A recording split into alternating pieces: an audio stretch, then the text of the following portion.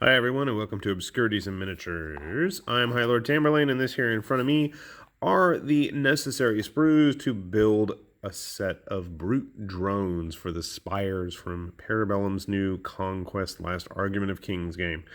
So in order to build a unit of 3 brute drones, you're going to get this big pile of sprues. Now it looks pretty daunting at first, but it really isn't that bad. Let me explain why and what you're going to be looking at. So each of our brutes is going to consist of about, well, we have a front torso, or front set of legs, and then you're going to have a back torso part, such as this one right here, or there. And then you're also going to have this little butt cheek piece right here that's actually going to glue onto the back of that. So, all of the legs are like that. See? Missing his butt, missing his glutes. You're going to have to put those on there. Then you have the actual torso itself. And obviously that's going to go with the big fancy back piece. Like so. And each brute has 2 sets of big honking blades. They don't actually have, I guess they do have hands. I thought they didn't, but I don't think it matters which pair goes with which, or if they have to look the same and be symmetrical, or if it's just going to be all over the place and crazy.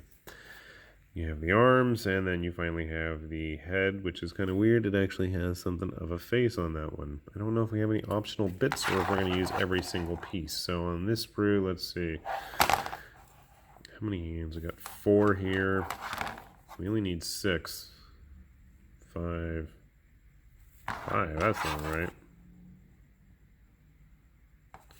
2, 3, 4, 5. That's 6. My hand was covering the other one. Okay, yeah. So I guess there aren't any extra blades. You're basically stuck with what you got. We do at least have a couple of head variations. I showed you the one earlier that actually had a face on it. You have this one with more of a mask. You have the ponytail, probably the leader type, and then you have 2 other ones that have their faces completely covered. So, a couple of choices there. I'm going to go ahead and start clipping these out, and then we'll put them together and see how they stack up compared to some other models then. So I started cutting out the parts to build my first of the drones, the brutes here. And first thing I thought was that all of these chest pieces were actually modular. No, they're not. They're actually keyed for one and only one. So it's just one front and back, and that's it. You can see how it kind of launches in here. Whereas if I take another one, nope, it's just not happening. Third time is a charm? No, you can see they just don't match up. So dry fit them first, make sure everything connects. Don't just think you can smash and bash them all together. Same thing with the lower legs. The butt is going to have to actually fit in a very specific way. Otherwise, the pieces don't connect. So keep that in mind. Other interesting tips you might want to be aware of as you build these models is on the arms. I thought that they were just kind of a ambidextrous, doesn't matter which side. Well, actually it does. So you'll notice that one side is going to be kind of flat and plain. That's the side that actually is going to glue into the blade. And you can also see, if it's in focus, it has the straps on the inside there. So you don't want to cover the straps up. That's going to designate which arm it basically is. This one I really couldn't tell at first until I noticed, oh yeah, there's nothing there. So I'm going to build the first one. We'll take a look, and then I'm going to build the rest. And we've got our brute drones finished, and it's hard to tell, but they're actually quite the large model.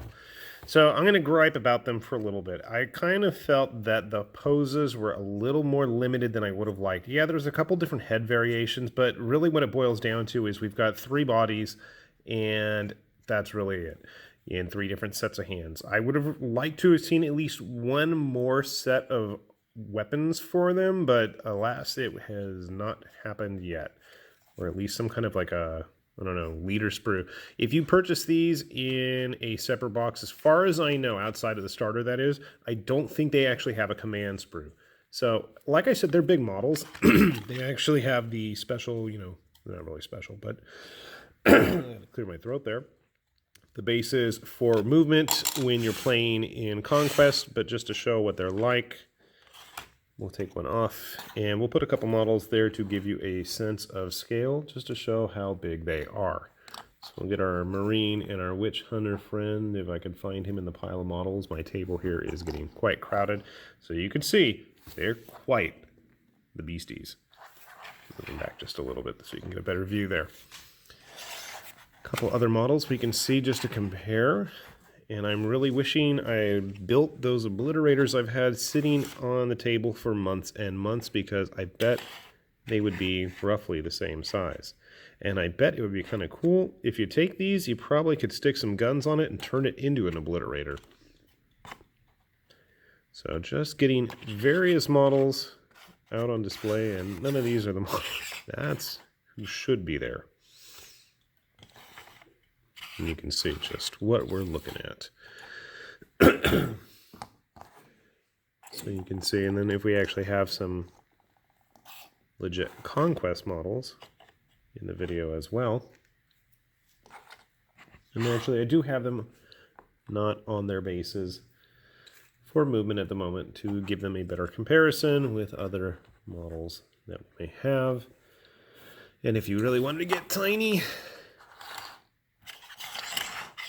comparing them with a Frostgrave model is quite the experience. He barely goes up to the thing's knee. I mean, I get that it's supposed to be a giant, but it's just, yeah, that poor Frostgrave guy is not going to survive it. It's just not happening. So, yeah, they're big dudes. And obviously their rules in Conquest are going to reflect that as well. So other than the lack of real options, I mean, other than just mixing and matching, they are on a ball joint, but I felt that the legs were kind of inhibited in terms of movement by their loincloths. And I mean, the arms kind of go anywhere. It's basically just which sets you have. There are a couple of different arm positions, so that's really where you're going to get your variation. Otherwise, they are pretty neat. It's not often we see models this large and this bizarre looking. I mean, I was kind of thinking they'd make some interesting, either, like I said, chaos obliterators or champions or something along those lines. I mean, they're probably the size of a demon prince, and I don't know where my demon prince is. Otherwise, I'd have him in the video. But, yeah, actually, there he is. I found it. One sec.